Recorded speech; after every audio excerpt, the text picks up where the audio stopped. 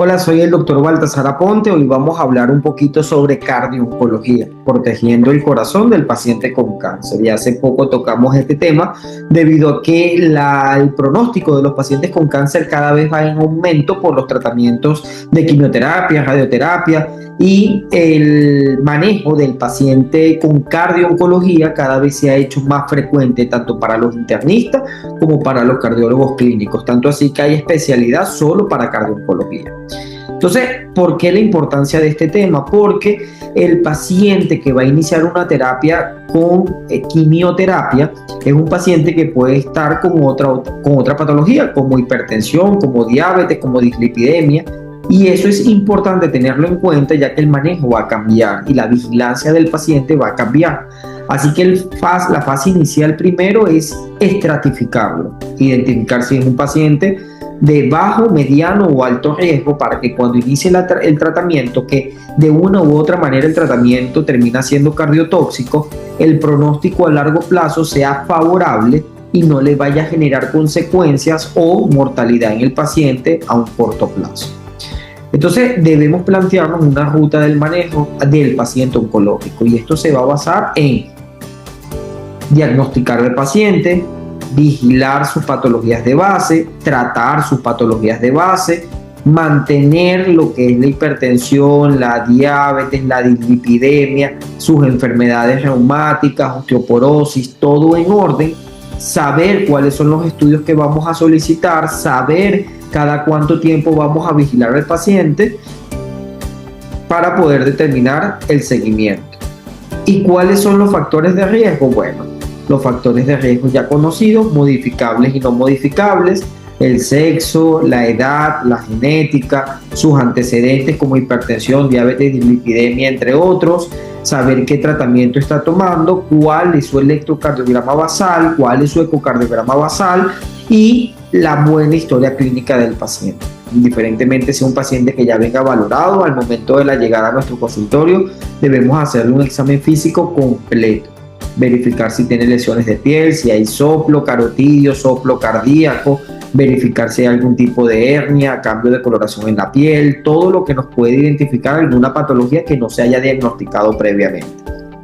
En los laboratorios existe un gran arsenal de laboratorios que se le pudiera solicitar al paciente, pero de los cuales que hablaremos más adelante, los que debería tener como de base es el ecocardiograma, el electro, laboratorios como BNP, ProBNP, función renal, perfil lipídico y el descarte de diabetes, que es la glucosa plasmática o la hemoglobina glicosilada.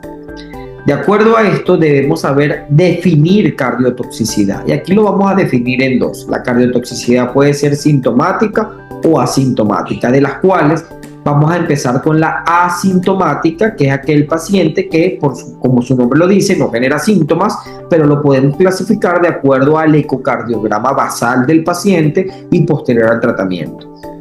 Entre la cardiotoxicidad asintomática leve es aquel paciente con una fracción de eyección mayor del 50%, pero con una nueva disminución relativa de lo que es el strain global por encima del 15%, menor del 15%. Aquel paciente con una cardiotoxicidad asintomática moderada es aquel paciente donde hay una disminución como tal de la fracción de eyección que no supera el 40%, es aquel paciente con una fracción de eyección de 50, 48, 49%, o aquel paciente que tenga una reducción de menos de 10 puntos del porcentaje de su fracción de eyección habitual. Y por supuesto que la asintomática grave es cuando ya la fracción de eyección desciende menos del 40%. La cardiotoxicidad sintomática es aquel paciente que pudiera presentar síntomas leves de insuficiencia cardíaca o de patología cardiovascular, pero que no amerita como tal un ajuste del tratamiento mayor. Aquel paciente con una cardiotoxicidad sintomática moderada es aquel paciente donde amerita la incorporación de los pilares de insuficiencia cardíaca, entre ellos incluidos el diurético, pero todo vía oral. En aquel paciente con una cardiotoxicidad grave es aquel paciente que amerita hospitalización para tratamiento endovenoso y vigilancia de sus parámetros hemodinámicos. Y la muy grave es aquel paciente que ya amerita apoyo inotrópico o asistencia mecánica circulatoria, o hay que considerar el trasplante cardíaco. de los cuales otra de las definiciones de cardiotoxicidad entra la miocarditis por medicamentos quimioterapéuticos. Ya sabemos que esto es un diagnóstico histopatológico, muy pocos pacientes se le hace diagnóstico histopatológico, pero aquí sí entra la importancia de la resonancia magnética cardíaca. Y es que el diagnóstico, aunque les repito, el diagnóstico es histopatológico, también se toma en cuenta la elevación de las troponinas y un criterio mayor o dos criterios menores para el diagnóstico de la miocarditis, de los cuales el criterio mayor es aquel estudio por resonancia magnética con los criterios de Luke y Lewis, y los criterios menores es síntomas como dolor torácico, disnea, ortopnea, estrés, edema en miembros inferiores, también arritmias ventriculares o incluido el paro cardíaco, también la disminución de la función sistólica del ventrículo izquierdo o una resonancia donde no cumple los criterios completos, pero que nos haga sospechar de esto. Con 2 puntos en estos criterios menores ya también se hace el diagnóstico de miocarditis. Y la gravedad la podemos clasificar como fulminante, no fulminante y refractaria al esteroide, ya que sabemos que el tratamiento básicamente de la miocarditis son esteroides y hay pacientes que a dosis muy altas no responde de manera adecuada. Fulminante, pues la inestabilidad hemodinámica, la insuficiencia cardíaca que amerita apoyo vasopresor y ventilatorio, y un bloqueo AB completo que amerita un marcapaso temporal. No fulminantes, aquellos pacientes que tienen síntomas o cambios eléctricos o hemodinámicos, sin embargo, que se encuentran estables y que no ameritaran ningún apoyo ventilatorio o inotrópico mayor. Y la recuperación se divide en 2, completa o recuperándose, en aquel donde la completa es que después al inicio de toda la terapéutica recupera la fracción de eyección, y en la resonancia muestra mejoría de los síntomas, y recuperándose en aquellos pacientes que van mejorando poco a poco los síntomas, igual que los signos como los biomarcadores.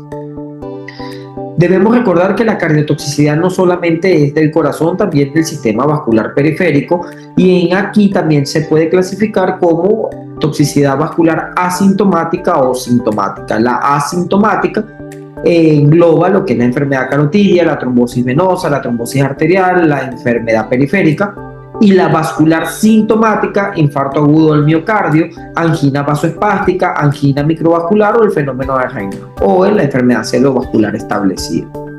Los parámetros de hipertensión arterial, se intenta que los pacientes de alto riesgo tengan cifras tensionales por debajo de 130/80, sin embargo el paciente de bajo riesgo se puede ser un poco más flexible y que esté por debajo de 140/90.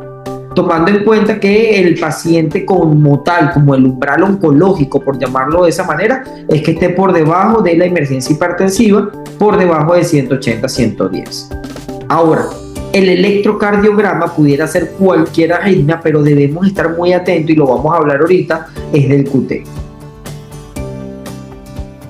No existe como tal una escala para factores de riesgo en el paciente oncológico, sin embargo, se ha tratado de englobar una escala que se puede tener impresa, pegado en un consultorio o en la consulta de cardio-oncología, para poder estratificar de una manera adecuada al paciente, los cuales los ítems que tienen una simple raya se puede seleccionar como un punto si lo presenta, 0 puntos si no lo presenta, A de alto y MA de muy alto, o aquel paciente M2 que ya se clasifica como 2 puntos en riesgo moderado.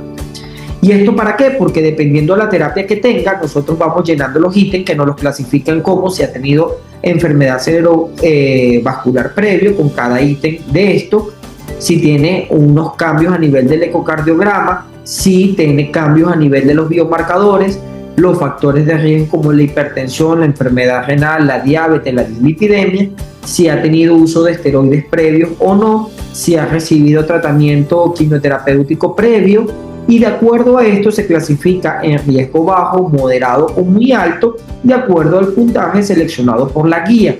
Dice que el riesgo bajo apenas un puntico en lo que seleccionamos de toda esta lista, riesgo moderado de 2 a 4 puntos, o los ítems que tienen M1 como un punto y M2 como 2 puntos, y esto si tiene más de entre 2 y 4 ya es moderado. Todo lo que tenga más de 4 ya es alto riesgo, o algún ítem seleccionado como MA.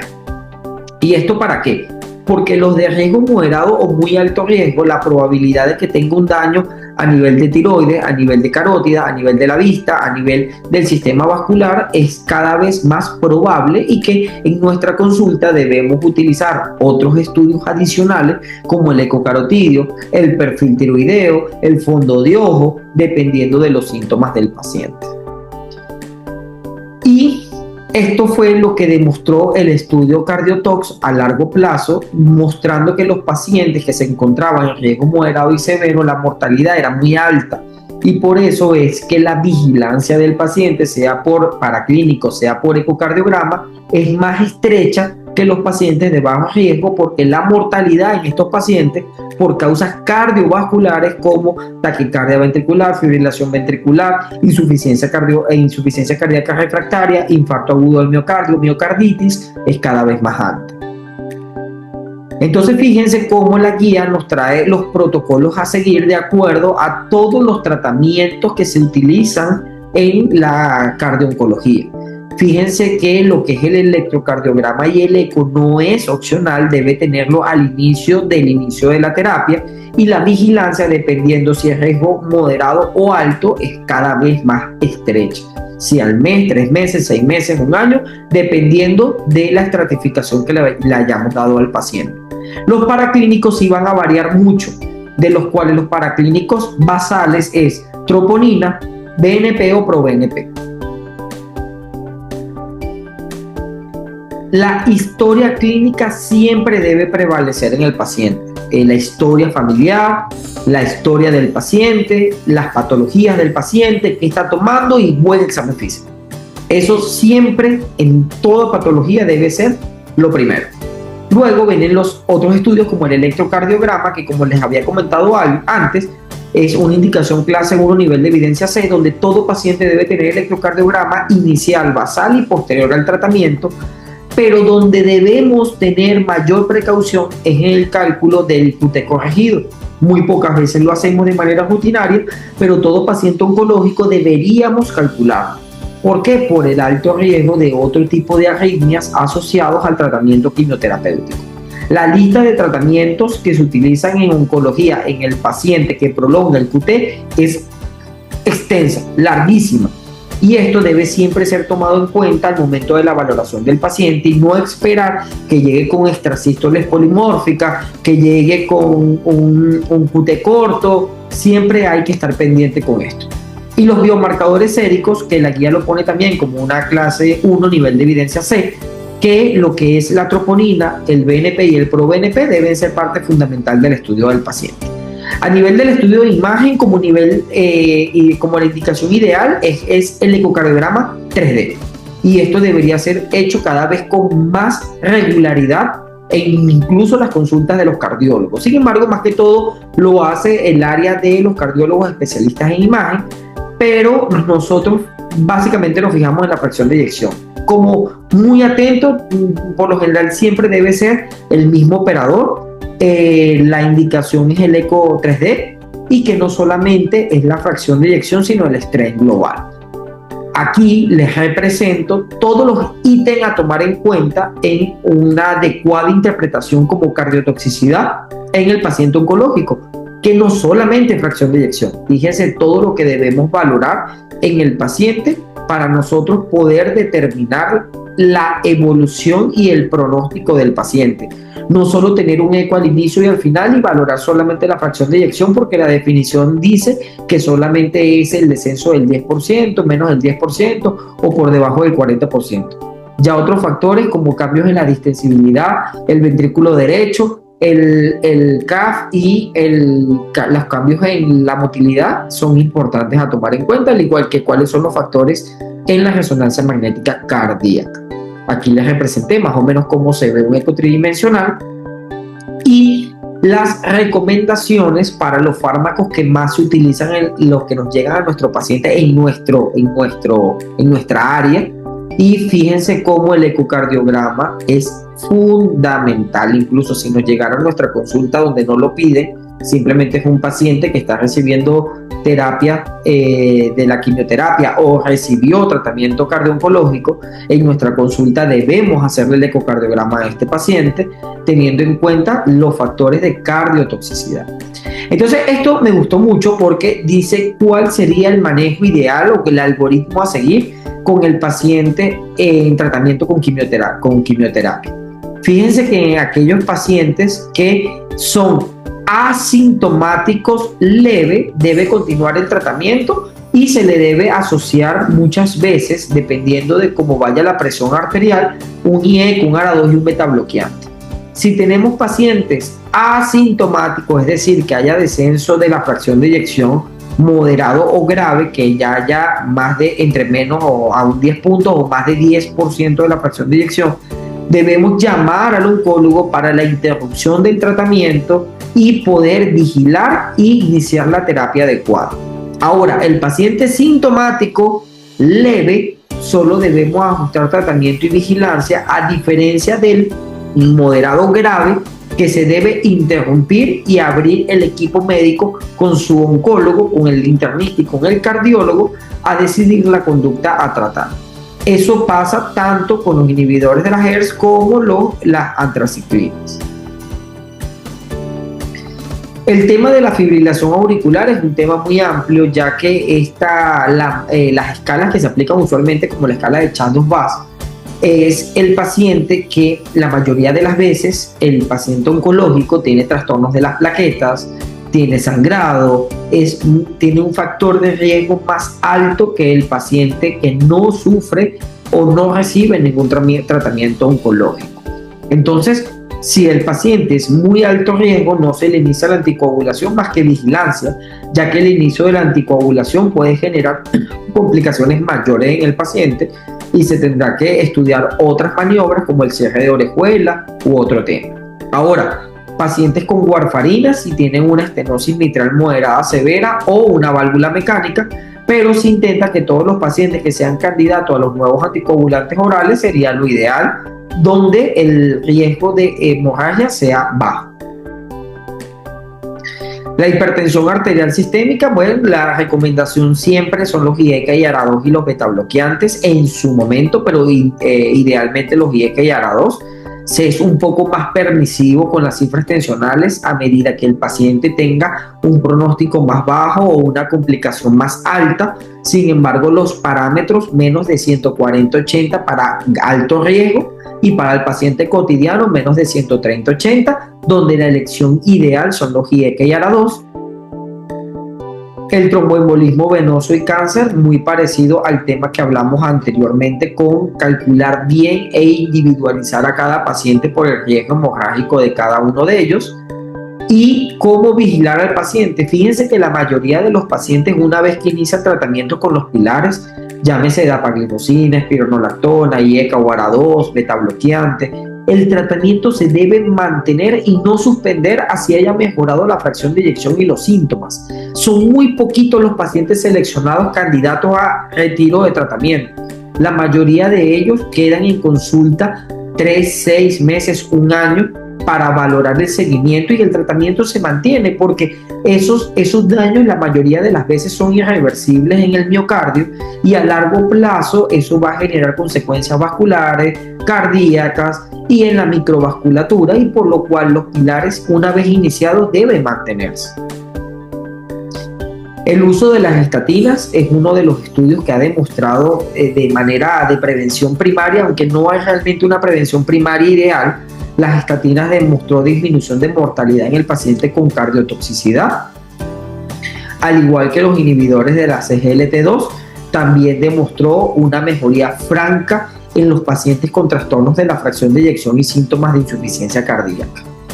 Por último, el caso clínico donde una paciente femenina de 63 años que acude a valoración previa a inicio de tratamiento con quimioterapia ya tiene un antecedente de cáncer con tratamiento HERS2, estadio 2, y hipertensa, con dislipidemia, con sobrepeso, fumadora, donde su madre ya había fallecido de un infarto agudo del miocardio y sedentarismo. El tratamiento oncológico planificado era antraciclinas y posteriormente tratamiento con trastuzumab y posible radioterapia mamaria izquierda. Entonces nos acudió a la consulta y, de acuerdo a los factores de riesgo y la escala, debíamos hacernos ciertas preguntas. ¿Como cuáles? Bueno, primero, cómo es su electrocardiograma basal y si en su electrocardiograma hay algún riesgo que debamos tomar en cuenta. Fíjense que cuando calculamos el QT de este paciente está limítrofe, y eso es algo que ya nos prende las alarmas en cardiología, ya que nada más por el electrocardiograma ya se pudiera considerar como un paciente de riesgo moderado o alto, que sumado a los otros factores de riesgo ya es un riesgo alto. Los laboratorios que nos llegó ya tenía una dislipidemia con un colesterol elevado y un LDL alto, al igual que el triglicérido, aunque la troponina negativa, la hemoglobina y la función renal salió normal, al igual que los valores tiroideos. Y en el ecocardiograma también tenía una buena fracción de eyección, lo que nos hacía pensar que era un candidato a tener en cuenta. Fíjense que la aurícula estaba levemente dilatada con un QT ancho y los antecedentes del paciente. Entonces, ¿cómo clasificamos el riesgo cardiovascular del paciente? Ya este es un paciente de riesgo alto que debemos tener en cuenta ante cualquier circunstancia y una estrecha vigilancia y hacer equipo médico de inmediato con su oncólogo tratante. ¿Cuáles medidas preventivas? El inicio del IECA y ARA2 ha demostrado una mejoría franca como preventivo ante el inicio del tratamiento quimioterapéutico y una adecuada educación del paciente a los síntomas como la disnea, enseñar sobre el edema de miembros inferiores, al dormir si se levanta como fatigado, todos los síntomas de insuficiencia cardíaca que pudieran aparecer y que no deberían ser tomados en cuenta a la ligera, sino avisar de manera inmediata. El monitoreo durante el tratamiento, que es la medición de las troponinas, el ecocardiograma dentro de 3 meses por el inicio del tratamiento y el control de electro cada vez más seguido si se pudiera en cada ciclo de quimioterapia. Por último, para la radioterapia se define como una técnica de inspiración profunda, aunque la nueva tecnología indica de que cada vez eso es con menos radiación, más específico al lugar en el que está, y no es necesario estas técnicas añadidas, que eso era algo más anterior. Y la modificación del estilo de vida que lo debería llevar este paciente y todos, donde el ejercicio, la dieta, eliminar grasas y frituras es fundamental para mantener una buena circulación y una buena prevención en el óxido nítrico. A mí me parece que este mensaje es fundamental a tener en cuenta, donde dice que el sobreviviente de cáncer tiene 7 veces mayor probabilidad de muerte, 15 veces mayor de riesgo de insuficiencia cardíaca, 20 veces más probabilidad de desarrollar una enfermedad cardiovascular y 9 veces más de desarrollar una enfermedad cerebrovascular. Pero bueno, hoy con toda esta información, estos valores van a disminuir, y este es el equipo que me invitó a dar la charla junto con la doctora Nikita, y cada vez aportamos más a este posgrado. Y bueno, muy agradecido a ustedes por escuchar el día de hoy. Estaré promocionando más videos, síganme para que puedan seguir compartiendo esta información. Muchas gracias.